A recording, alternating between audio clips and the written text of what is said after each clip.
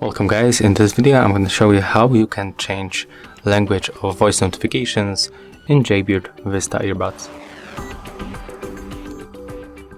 Okay, first of all we have to open the Jaybird application,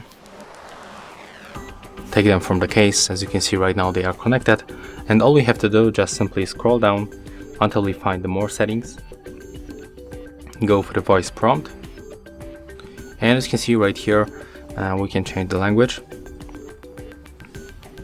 So when you open, we can find 8 different languages. If you want to change, for example, from English United States to United Kingdom, just click, tap to update in the right upper corner. As you can see right now, the application is downloading the new language.